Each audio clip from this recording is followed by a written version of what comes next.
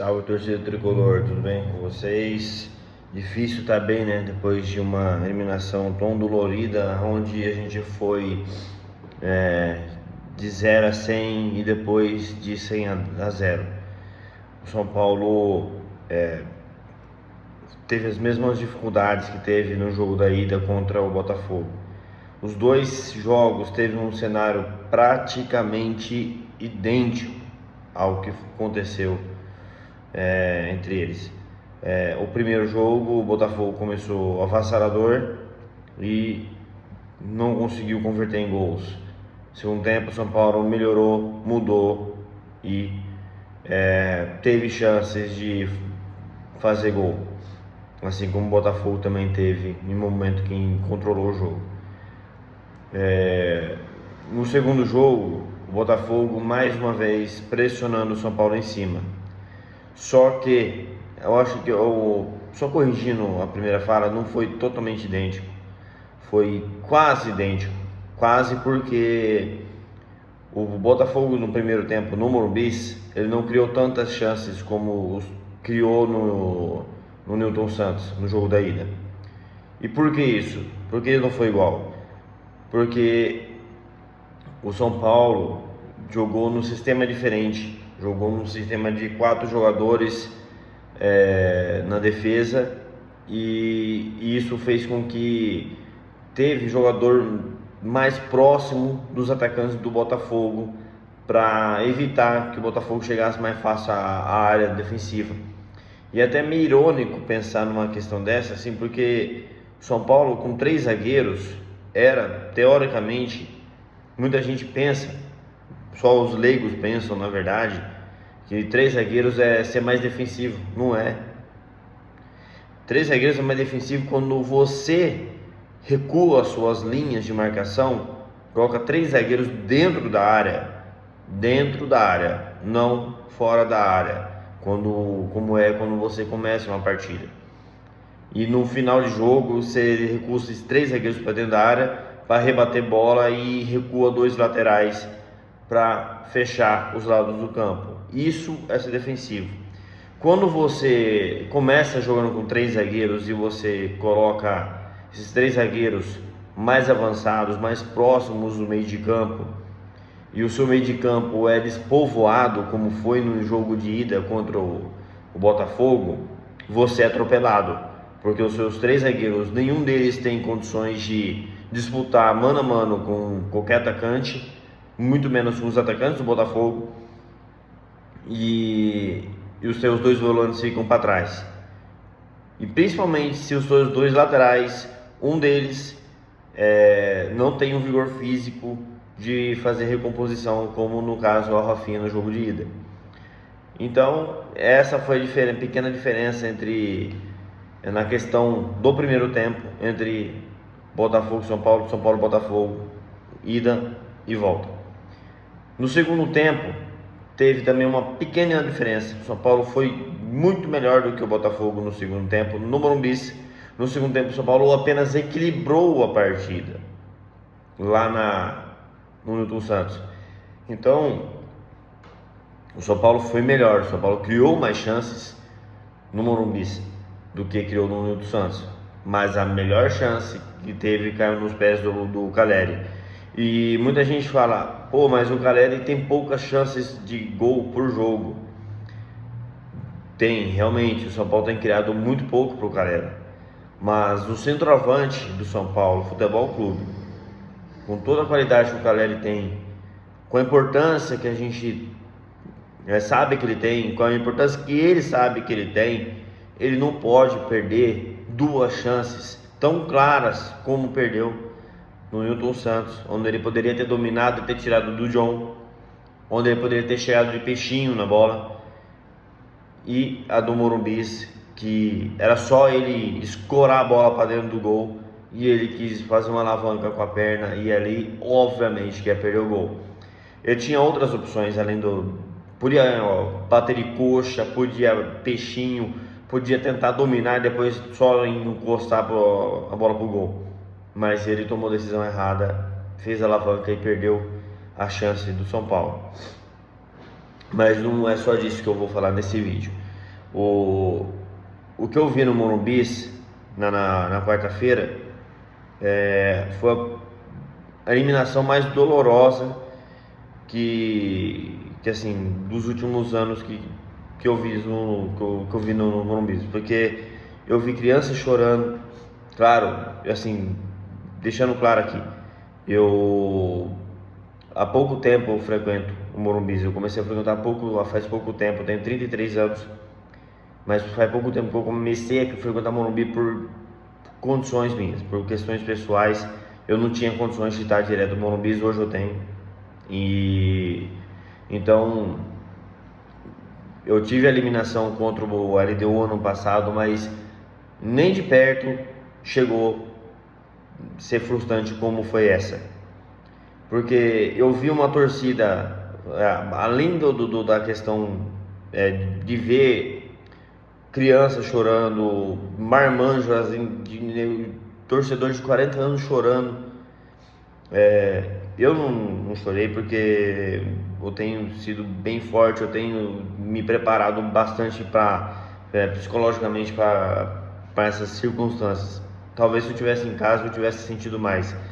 Mas ali no Morumbi, cara, o que eu vi, esse torcedor não merece passar por isso.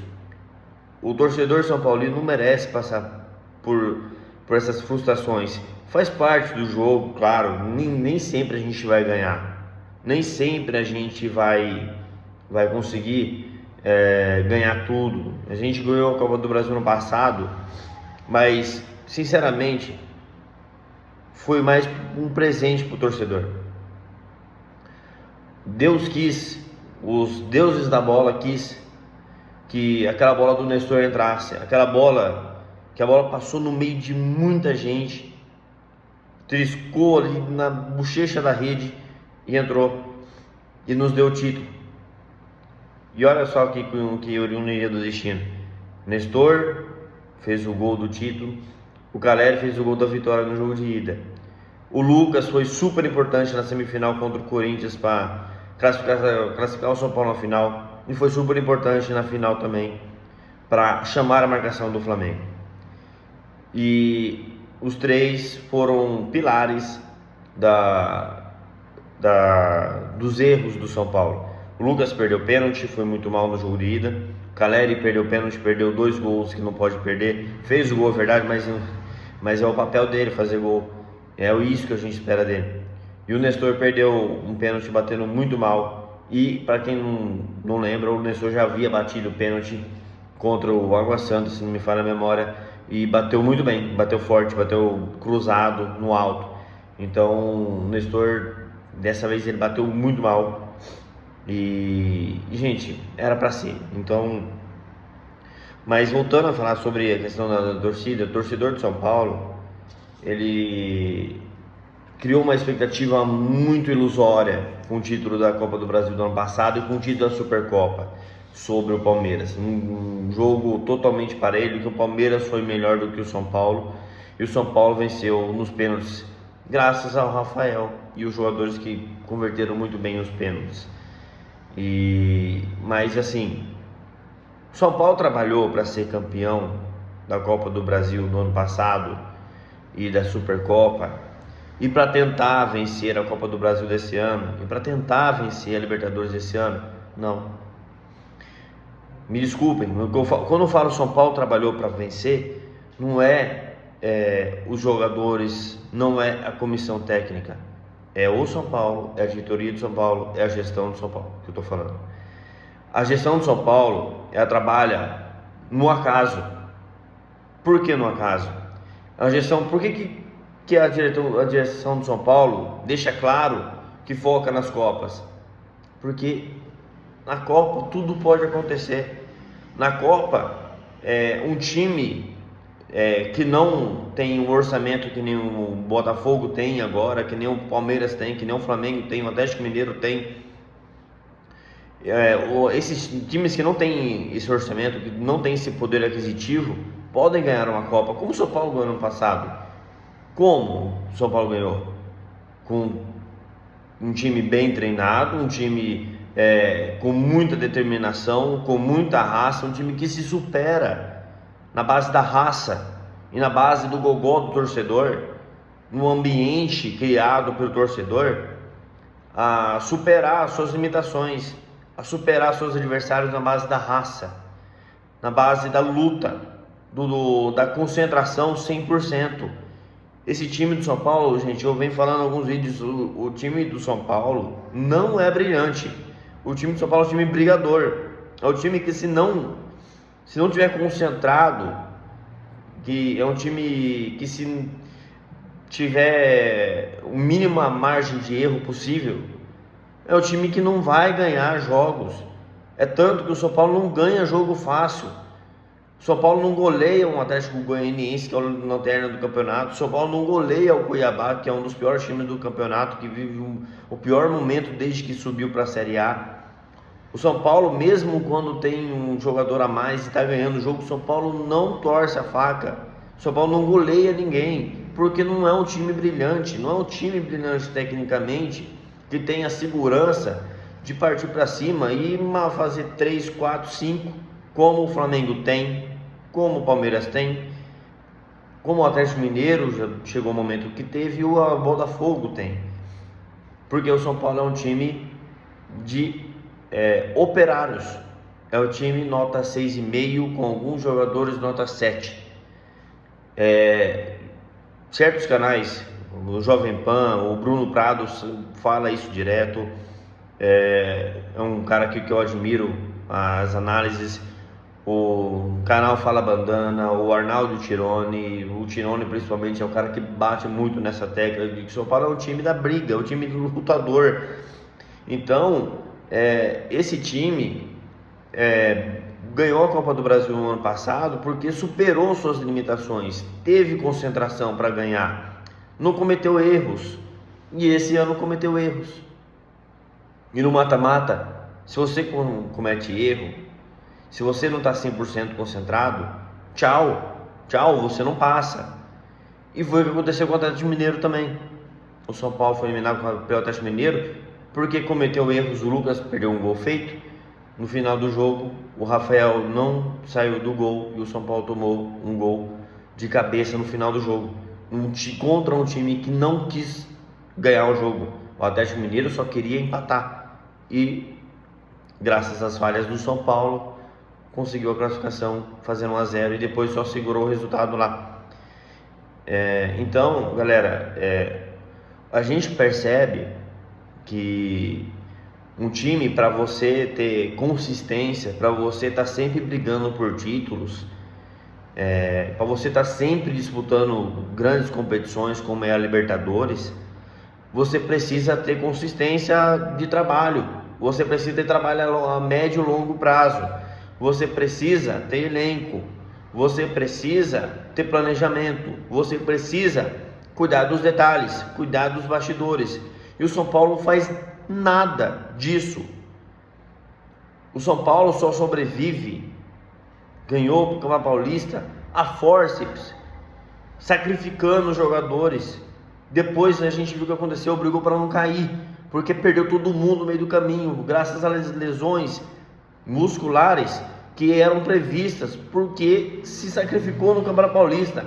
Olha só a loucura, o São Paulo sacrificou, quase correu risco de rebaixamento, correu risco de rebaixamento na penúltima rodada para ganhar um Campeonato Paulista, porque essa diretoria ela só pensa no acaso, ela não pensa em fazer um trabalho sério. Se é mal intencionada, eu não sei, eu não posso julgar se a diretoria do São Paulo é mal intencionada, mas é populista. A diretoria do São Paulo hoje, ela é populista e é incompetente, e eles não sabem fazer planejamento, eles não têm essa condição. Para começar, o diretor, o senhor Carlos Belmonte, ele não entende palhufas de futebol. Como que um cara que não entende futebol, o cara que era do basquete, que nem de basquete entende também, como que um cara desse pode chegar no técnico e cobrar o técnico? Que moral que ele vai ter de cobrar um técnico? O cara não entende o futebol. Então, isso vai para as pessoas que entendem, que fala, mas o técnico errou. Claro, todo técnico erra. Mas o técnico tem que ser cobrado. Claro, quando o técnico erra, e quando erra umas coisas óbvias, como o Dorival já errou, como o Carpini errou muito, e como o Zubeldia já chegou a cometer também. O Rogério também errou, o Crespo errou. Mas me diz, quem que vai cobrar esses caras? Quem que vai orientar para que eles não cometam os mesmos erros e causem uma consequência de demissão?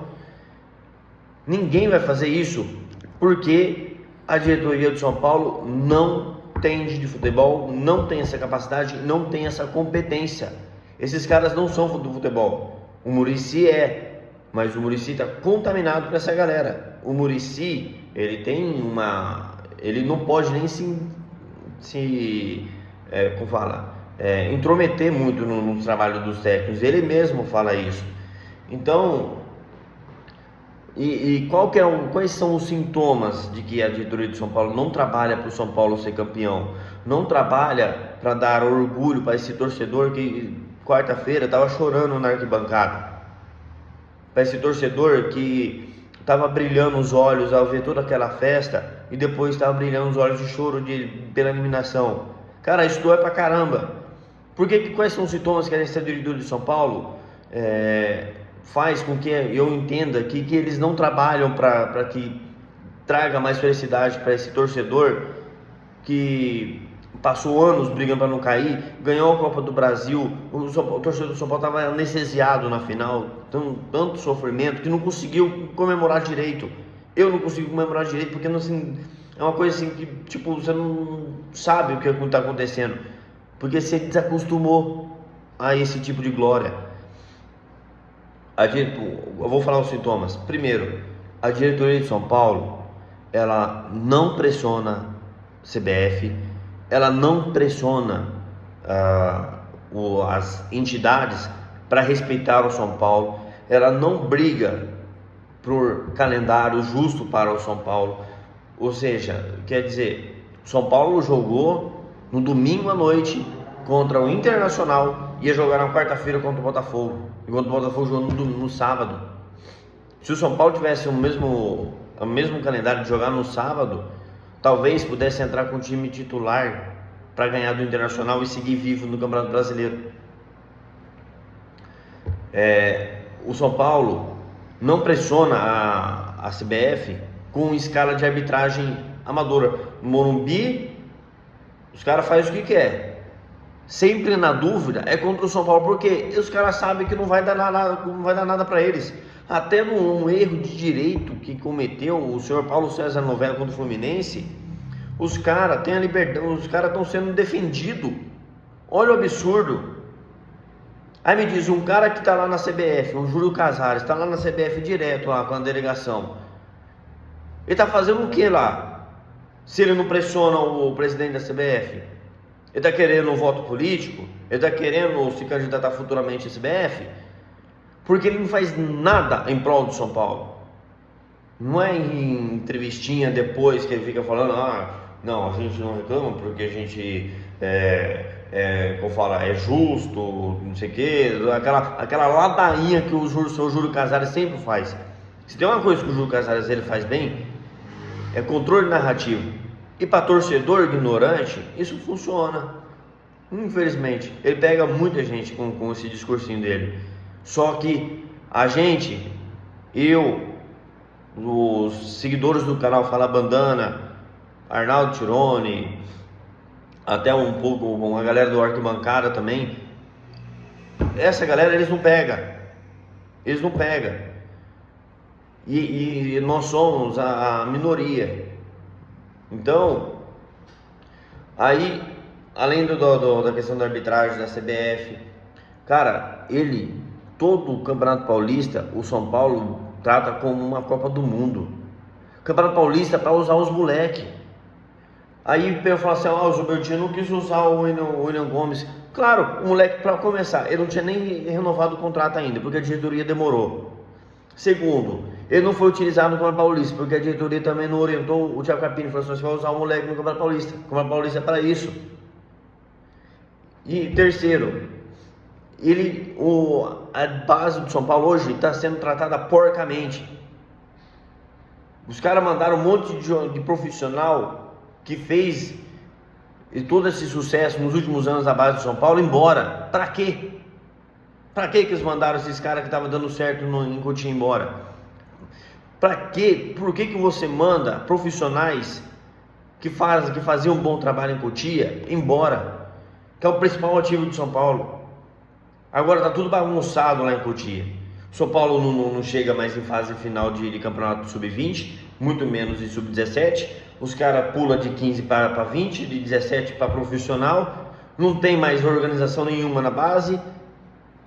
E isso reflete aonde? No profissional. Que aí o moleque, o William Gomes, ele só entrou no jogo de titular porque a diretoria pressionou.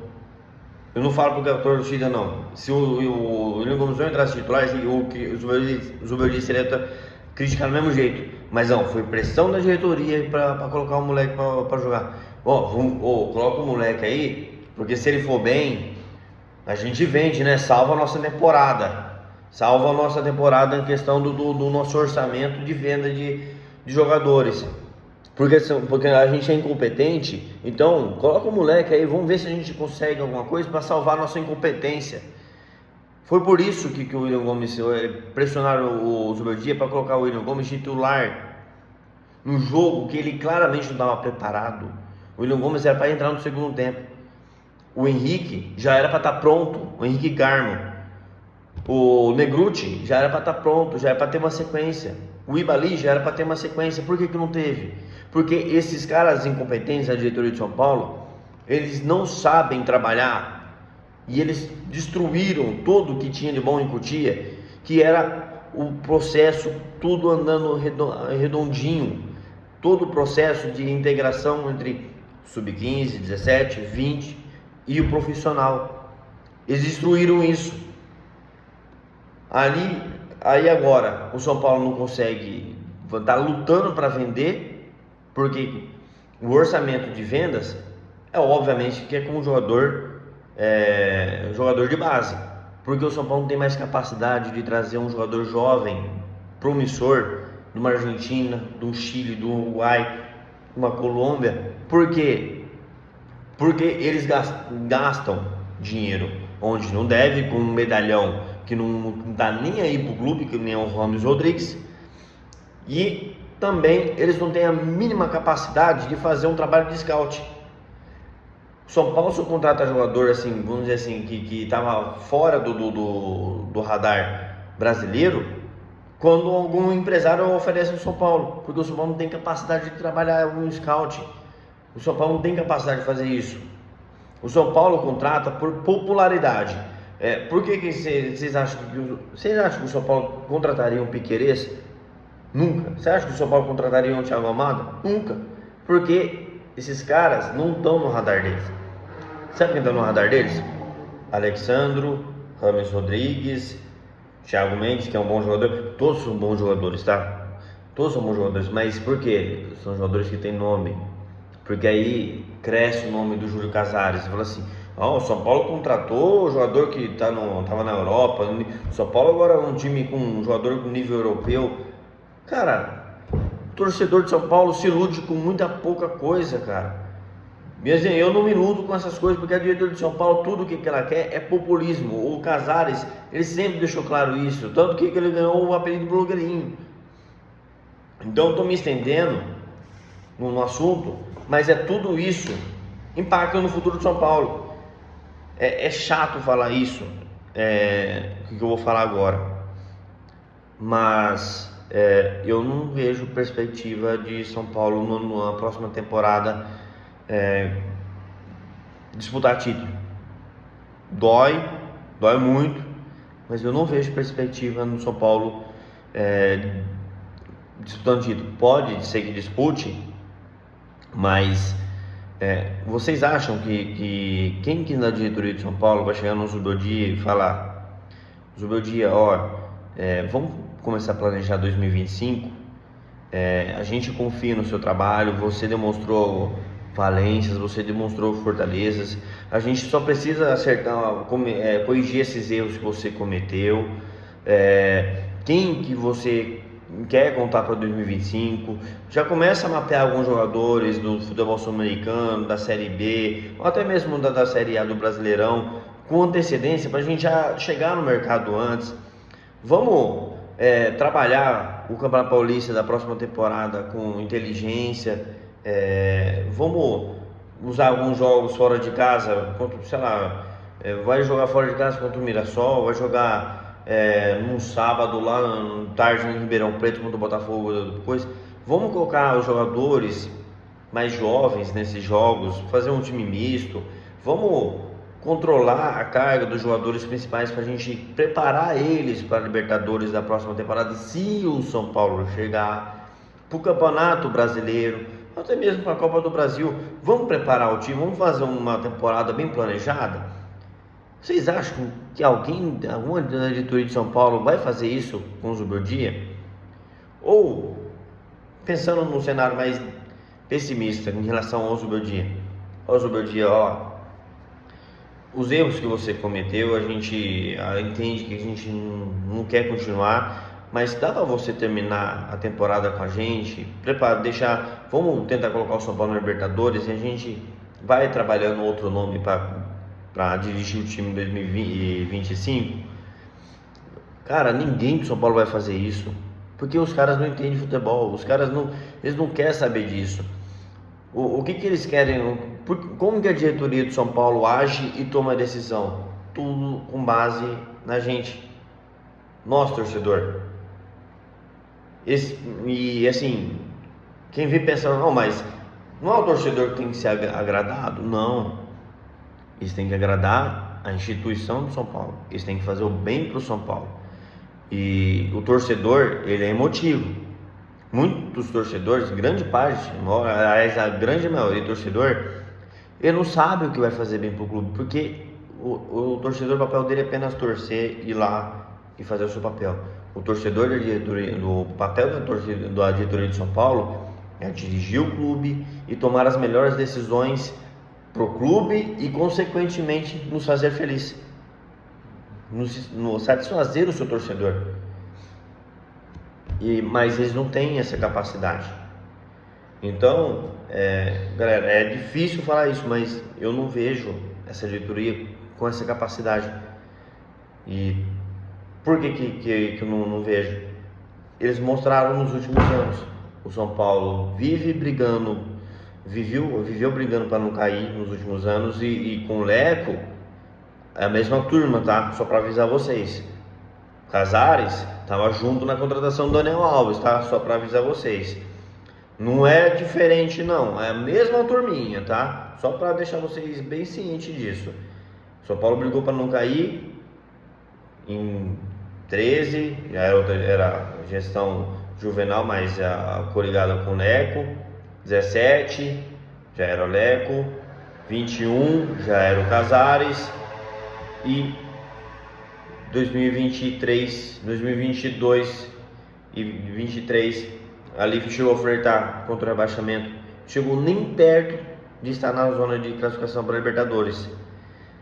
E isso já é um sinal de que um clube que não trabalha a médio e longo prazo, que não trabalha consistência, que não trabalha para conquistar um campeonato brasileiro, quer descobrir qual direção que trabalha, qual clube que trabalha para ter consistência, para estar sempre brigando por título, é só ver um time que chega longe no Campeonato Brasileiro. Quem tem chegado longe no Campeonato Brasileiro? Palmeiras, Atlético Mineiro, Flamengo.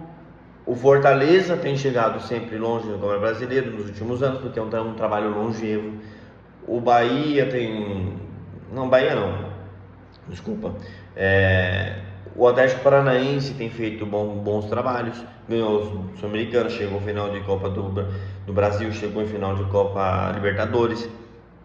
Esses times que trabalham, o próprio Fluminense também tem trabalhado bem.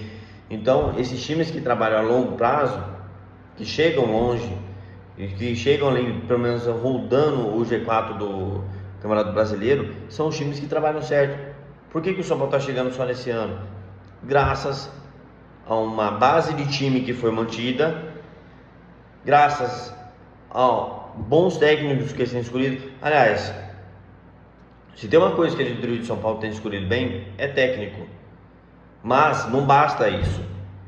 Eles têm escolhido bem os técnicos de São Paulo, só que não basta isso. Eles têm que trabalhar, eles têm que saber gerir também as crises que acontecem. Por exemplo, o Zubeldia errou. Se essa diretoria de São Paulo tivesse culhão e entendimento de futebol, ela saberia identificar aonde que ele errou, chamar ele, e teria moral para fazer isso também. Chamar ele de canto e falar: Zubeldia, assim, nesse caminho não dá certo, vamos seguir outro caminho. Mas eles não têm essa capacidade, porque eles não entendem de futebol. O que é mais fácil para eles? Pegar, jogar a notícia lá pro Andernan, pro PVC, pros outros caras, pros outros setoristas, e falar: na hora que eles percebem que a torcida está começando a pegar no pé da diretoria, porque o técnico está começando a cometer erros que eles não orientam, aí eles começam a falar assim: os caras da torcida estão começando a virar o canhão para nós, vamos inventar uma coisa aqui. Ô Hernanda, cara, o clima aqui não tá legal, velho. Será? Às vezes tá tudo bem entre os jogadores e o elenco, e os jogadores da comissão técnica, mas vai falar assim: o elenco não tá legal, esse clima aqui. Eu acho que tá balançando, hein? Pega algum conselheiro, pega e fala isso para algum setorista. Aí o setorista vai lá: eu jogo o que na rede social? O técnico tá balançando, hein? Não sei não, hein? O técnico tá balançando. Aí começa a gerar aquela narrativa de perder o vestiário. E aí a gente já sabe onde vai parar, né? Porque é sempre a mesma justificativa: perder o vestiário. Então, galera, esse vídeo é mais longo porque é um desabafo. Eu venho pensando nesses assuntos aí há muito tempo, porque eu aprendi muito com alguns canais. E assim, tudo que eles falam, principalmente o Banana com o Perecini, o Alexandre Grisbrecht, o Mozart, todos esses caras, eles vêm falando esses detalhes sobre diretoria há muito tempo. E muita gente trata eles como chato, como os caras que fica torcendo pro time perder para eles criticar. Mas, cara, se vocês soubessem o quanto que isso é verdade, e assim, tudo que eles falam vai se comprovando com o tempo. Tudo que eles falam se comprova com o tempo. É só a gente perceber, é só a gente reparar, a gente parar para pensar, parar de olhar só no campo e olhar tudo. Vocês já pararam para pensar assim: por que isso aconteceu? Porque o elenco é bom, o técnico é bom, por que não ganha? Os caras ficam ruins do nada, os caras começam a jogar mal do nada, o técnico começa a errar do nada, entendeu? Você já parar para pensar pelo menos um pouquinho? Fala: se o técnico está errando, por que a diretoria não intervém para mudar? O cara demonstra boa vontade, o Zubeldia demonstra boa vontade, tanto que ele recusou a seleção para o jogador para ficar no São Paulo. Ele tem boa vontade, é um cara que vibra, um cara que defende seus jogadores nas coletivas. O Zubeldia nunca expôs nenhum jogador na coletiva, vocês já repararam nisso? Ele perdeu dois principais jogadores do time, que é o Pablo Maia e o Alisson, mesmo assim conseguiu fazer um time competitivo para brigar de igual para igual com qualquer um, e nunca expôs nenhum jogador na coisa. Aí ele cometeu erros nos últimos jogos, ele demorou para substituir contra o Atlético Mineiro, ele cometeu um erro grave de escalação contra o Internacional no Morumbi. Mas você já para pensar assim: por que ele errou? Por que ninguém da diretoria vem aqui, assume protege o técnico, pega e dá uma orientação para ele, ou vem dar uma entrevista e fala só: nós cometemos erro aqui nesse jogo, peço perdão ao torcedor de São Paulo. Falando de diretor fazer isso, mas nós confiamos no trabalho do nosso técnico e ele vai continuar. Nós vamos fazer um planejamento para a próxima temporada com ele. Por que eles não fazem isso? Porque eles não têm convicção na própria escolha deles. Eles escolhem um técnico em evidência e vai lá e coloca lá: ó, meu amigo, enquanto você estiver dando resultado, enquanto a torcida estiver feliz, você tá com nós, aí, entendeu? Estamos juntos até a hora da alegria. Chegou a hora da tristeza, necas, né? Tchau, embora, porque a gente não quer torcida virando canhão pra gente. É isso que a diretoria do São Paulo faz. E que tipo de atitude é essa? É uma atitude covarde que a diretoria do São Paulo faz. É covardia com os seus técnicos. Tanto que nas competições sul-americanas, na competição sul-americana que é a Libertadores, o Zubeldia, ele age do mesmo jeito que ele age aqui no Brasil. Ele é vibrante na beira do campo, cobra jogador, reclama com a arbitragem. E o que os caras fazem? Ô, Zubeldia, cara, você passou do ponto agora, volta lá pro seu campo, tá? Não, beleza, ele volta. Aí no Brasil, os caras, ele olha pro juiz, cartão. E o que a diretoria do São Paulo faz para isso? Nada. Muito pelo contrário, expõe o cara, deixa o cara sozinho numa coletiva, não vem a público dar cara a tapa e cobrar da CBF que os caras estão perseguindo o seu técnico. Por quê? Porque eles são covardes, eles são medrosos. A diretoria do São Paulo não tem coragem de dar cara a tapa e cobrar a CBF do jeito que a Leila Pereira cobra para defender o Abel Ferreira e defender o Palmeiras, do jeito que a diretoria do Corinthians defende o seu time, do jeito que a diretoria do Atlético Mineiro vive chorando também e defende o seu time. A diretoria do São Paulo não faz isso. É muito fácil os caras fazerem o que quer com o São Paulo, porque o São Paulo não tem bastidor. Que a diretoria do São Paulo, ela é boa, sabe para quem? Para os conselheiros, para os próprios companheiros políticos, muito menos para o torcedor do São Paulo e menos ainda para o próprio São Paulo. Então, galera, desculpe o vídeo longo, mas fiquem um alerta. Olha todas as consequências do que o São Paulo vem passando. O São Paulo trocou de técnico, o São Paulo trocou de elenco, temos jogadores identificados com o clube, temos técnico identificado com o clube, e mesmo assim o São Paulo o torcedor vive sofrendo. Mas o grupo político é sempre o mesmo. Então, que tal a gente virar o canhão para a diretoria? E, aliás, se vocês discordam de mim e acham que o Zubeldia é um péssimo técnico, que tem muito jogador tem muito jogador ruim no São Paulo, eles estão no São Paulo por culpa de quem? Quem trouxe eles? Eles chegaram, bateram na porta do São Paulo e falaram assim: ó, eu vou jogar aqui, vocês vão ter que me deixar jogar aqui.